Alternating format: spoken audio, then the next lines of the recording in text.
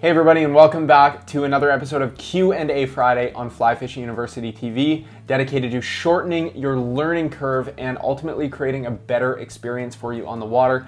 My name is Jordan Ulrich. I'm super thankful to have you here.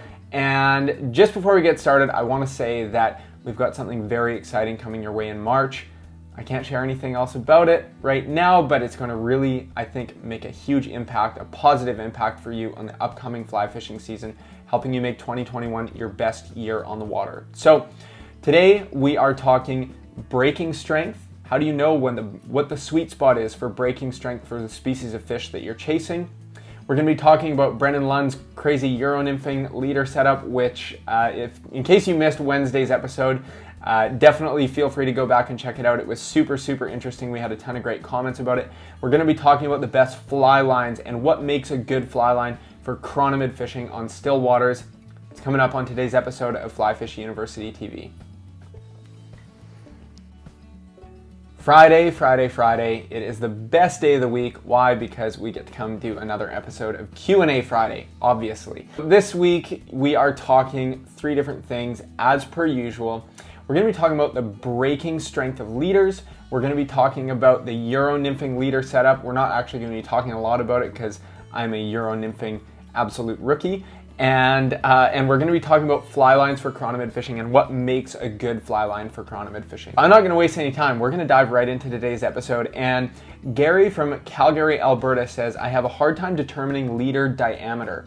Most of the fishing I do is for trout between 12 and 24 inches. How do I know if I'm fishing the right strength of tippet? Okay, well, this is a great question because oftentimes, I just taught a workshop last night, a trout fishing essentials workshop, and one of the things that comes up a lot is how do you know, is my tippet too heavy, is my tippet too light? And I think that when people are building out their leaders, there's a couple of really common mistakes that you see. You know, one of them is that the leader is too short. One of them is that the leader is too heavy. One of them is that the leader is too light. One of them is that the leader is improperly tapered. So what do we do about this, and how do we determine what is the best breaking strength for the fishing situation at hand? So basically what I would say is that I will always try to fish the lightest tippet possible that still allows me to land the fish quickly, safely, ethically, responsibly, without putting any extra, increase on that lactic acid buildup at all.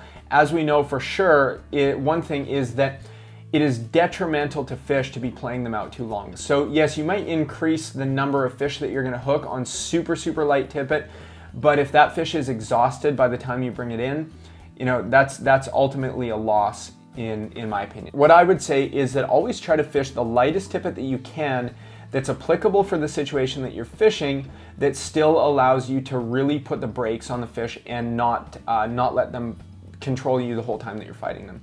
Okay, so I hope that helps. And another thing I would say is that unless you're fishing dry flies, what I'll always try to do is use fluorocarbon wherever I can. The reason for that is that fluorocarbon, the way that monofilament and fluorocarbon absorb and refract light in very different ways. Fluorocarbon sinks quicker, but it's much more invisible to fish. You can increase the diameter of the tippet that you're using by switching from monofilament to fluorocarbon.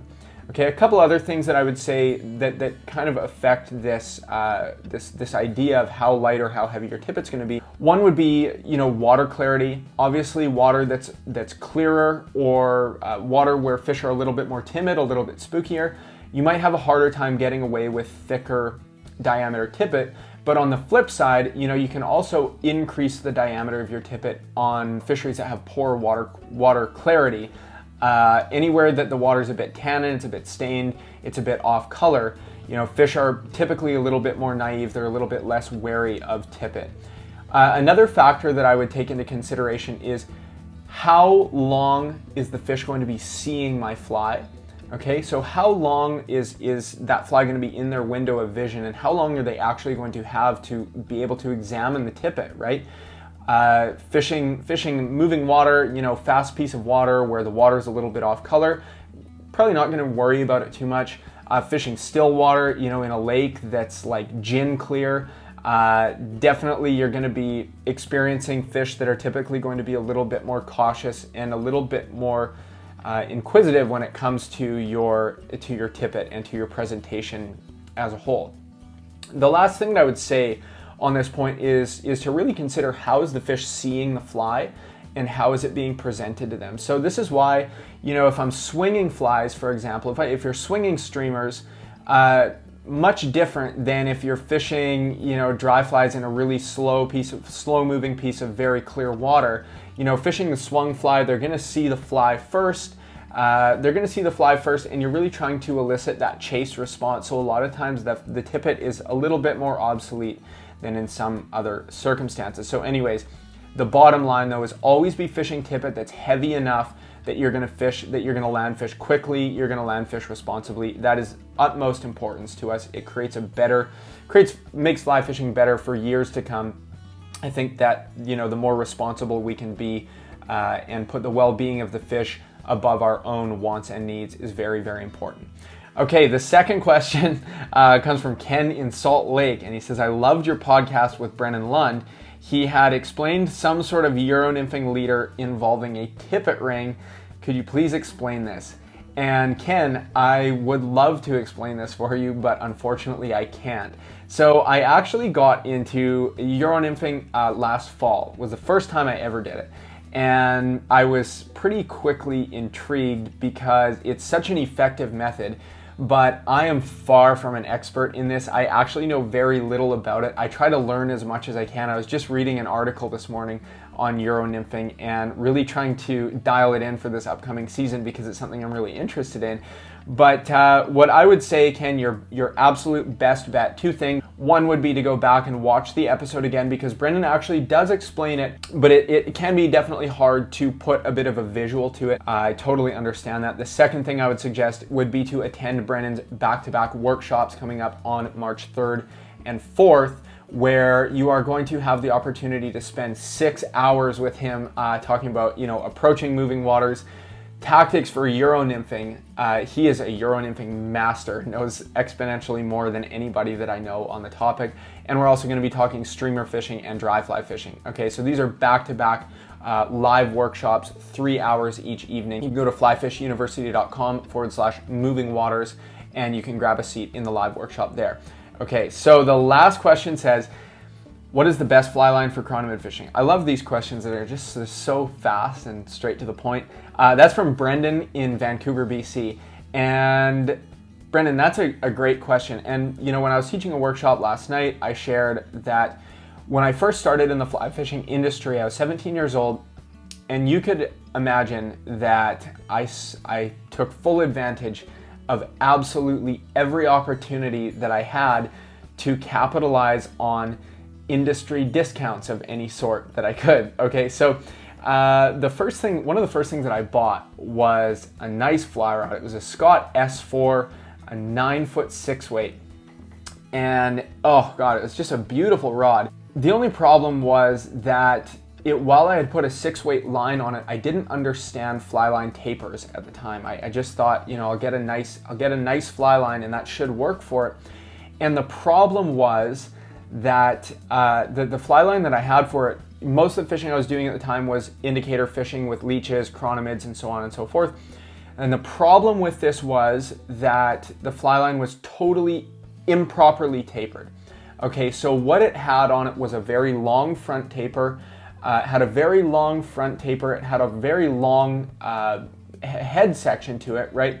But it just wasn't the line that I needed, A, to match up with a fast action rod, B, to be throwing long leaders and indicators. So this is a really good question because a lot of times people get frustrated throwing long leaders when all it is that they really don't have the right equipment for it. But what I'm gonna say, Brennan, is that personally, I'll just let you know what I fish, and we have a 2-part series on fly lines for still waters, both floating lines and sinking lines. But what I would say I fish, there's 2 lines that I really enjoy for chironomid fishing. Now, these are just the lines that I use. Of course, you can go with any manufacturer that you like, but I'm fortunate to be able to work with Scientific Anglers as part of their pro staff team, so that is what I fish. So the first one is an Anadro Nymph or an Anadro Stillwater indicator. They're actually the same taper. What I like about this line, it's got a 60-foot head on it. So basically you can roll cast it, at a pretty good distance. the grain weight is dispersed through the front 60 feet of the line. The second one that I'll use is a Titan or a Titan long taper.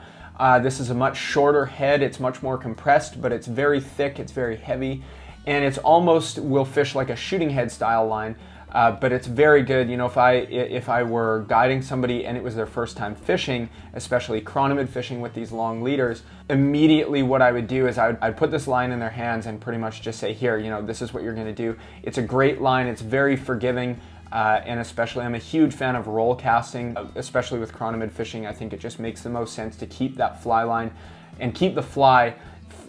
You really don't want it going back behind you too much if you don't need to. The more false casting that you're doing with these really long leaders, the greater chance you're going to have of a really bad tangle. So anyways, I hope that this makes sense, Brennan, and I hope that this works for you. Again, this is just what I use and this is just what has worked for me. So there we go. We're closing out on our 3 questions for today. Q&A Friday has become just such a fun thing for me, and you know, it's great to receive emails and comments from people from all over the world. Really, it's a very great experience. So if you want to leave a question, you can go to flyfishuniversity.com/questions, and I will see you on Wednesday's episode of Fly Fish University TV.